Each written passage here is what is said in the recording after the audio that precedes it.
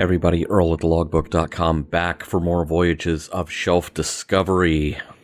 On an auspicious occasion, we're about to open some First Doctor stuff from Doctor Who, because this weekend, the BBC is letting out of the bag two recently rediscovered 1960s episodes that I believe they say have not been seen since their original UK premiere. Episodes 1 and 3 of the Daleks' Master Plan have been found, and with episode 2 having been found some years back, you can kind of watch at least the beginning of the storyline with some coherence. Now, I myself had a box set of CDs that were a narrated version of the soundtrack, which I believe that came out around 2000, 2001. It was a big box set. I mean, that was 4 discs at least, if not 5, because it also included Mission to the Unknown, which was a kind of precursor episode without the Doctor in it that aired a few weeks prior as just kind of an episode-length setup teaser sort of thing. Now, this box set is from a 6-part story in the first season of Doctor Who called The Sensorites. The Sensorites does exist in its entirety. You can watch it. It's all there, and in fact, I will explain actually kind of the pivotal thing that this story has lent to the mythology of Doctor Who that the new series has picked up. There is actually something fairly significant in the Sensorites that carries on to this day. First off, we'll try to be blessedly brief as far as the opening. Slow it down real quick here just to show, I'm not sure I talk about this enough whenever I open one of these box sets. The artwork in there, that is custom artwork for this set based on the set in the Sensorites episodes. So I need to give them a lot of love for even bothering to do that. It is a feature that carries on through most of their box sets. All right, lots of tie downs because it's character options in its box sets. And these guys, irritatingly, you have the very visible tie downs around their arms, but also these transparent ones by their ankles. But fortunately, having gotten everyone out of there, the Sensorites have these big kind of platform feet, because they are an alien species. And so, first off, it's really easy to get those guys to stand. As far as their physique, they're kind of like, gazelles in space, if you will. And for the BBC budget in 1964, big spread out feet like that, that was that, and the funky wispy beards, that was as alien as you got. But the figures of them are actually really nicely detailed. They did manage to get a lot of these characters across. One of them is the leader, the guy with the kind of bandoliers going. And really, a great deal of these figures are new sculpt. I mean, the feet certainly had to be new. The heads had to be new. So it's kind of surprising. The character options, they are masters of reusing pieces of other molds in very creative ways to extend the line without breaking the budget, without having to do new sculpts all the time, but very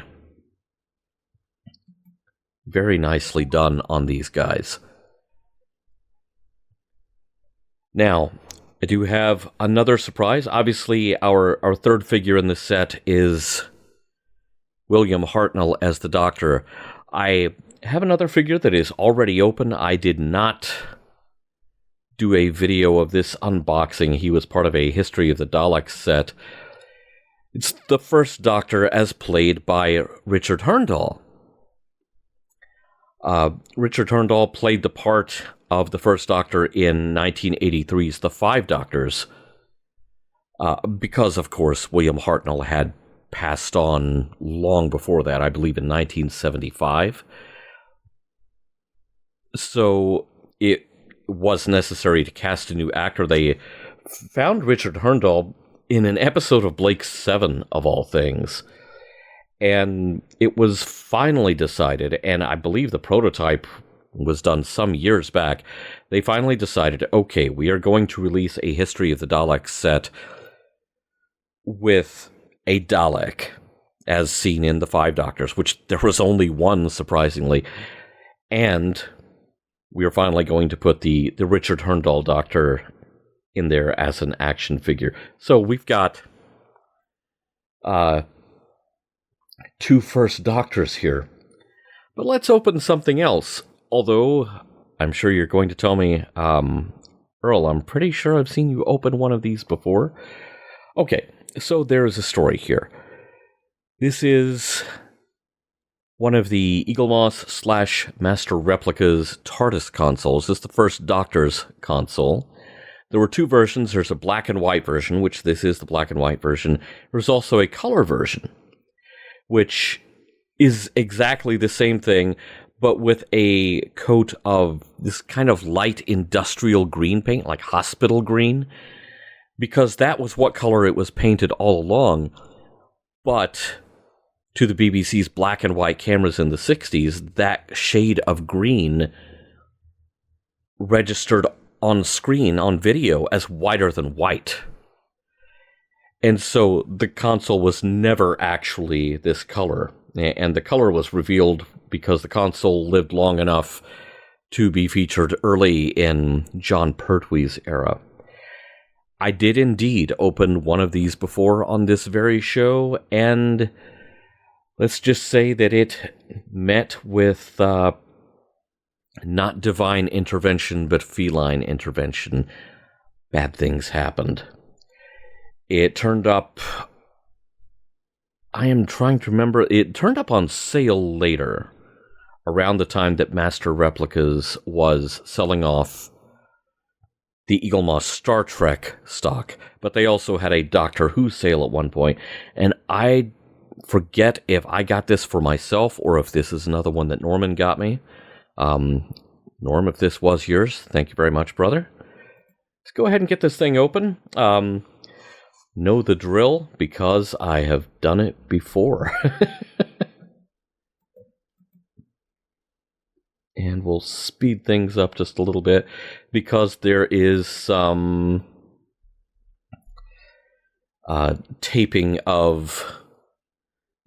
together of the pieces that are holding the console in place, which, as I found out with the original one of these that I had, they are kind of delicate, especially the time rotor, the central column, and especially the stuff that is inside it, which is very nicely detailed. It's just that it cannot, let's just say it cannot withstand an impact, not this version of the TARDIS. Otherwise, it's a very solid piece, with a little bit of tricky taping together here. We'll just fast forward to kind of a scale check here with our two Doctors, who are both the first Doctor. The console is a bit on the small side, but, it's close enough for Jazz. It's close enough for me. The only real problem with it, if you're going to display it with character options figures, because, of course, this was meant to go with the Eaglemoss figures, which are a smaller scale. It's a little on the short side. So you just put something underneath it. Probably about a little bit thicker than my cell phone. Will raise it up to the right height. The diameter is still going to be a little bit small, but you know what? This is the only option for the first Doctor's console. This is it. Eaglemoss is the only one who has made one. Not holding my breath waiting for character options to do classic TARDIS consoles, or indeed current ones. So it's, it maybe needs a little bit of a riser, and it's already on one. It's on a hexagonal stand, as are all of the Eaglemoss figurines. But it needs a little riser underneath that to make it not look too short for character options figures. If indeed you want to do this particular combination of Doctor Who merch, which to me, you've got a Doctor, the Doctor needs to be standing at the TARDIS. So the Sensorites set is fantastic. The TARDIS console, still love it. Glad to have one that is intact, with all of its innards intact. It will remain at the most stable part of a very high shelf this time, because I have learned my lessons. So, some First Doctor love on the eve of some unseen First Doctor adventures. I'm very, very excited about that. Very happy that the search continues and continues to bear fruit. And it's just a great thing for the BBC to kind of instantly be releasing this stuff. I mean, they've already done the work on it. They've already got it cleaned up. They're putting it out there, at least on iPlayer. Please remember, there are those of us on the other side of the Atlantic who like this stuff and would like to have to not resort to weird VPN stuff to see it. Just a thought. But overall, whether it's new First Doctor episodes, well, new to us, we haven't seen them, no one's seen them in 60 years. Whether it's new episodes or just some new First Doctor stuff, this definitely pleases the Daleks. Whoa, it pleases all of the Daleks.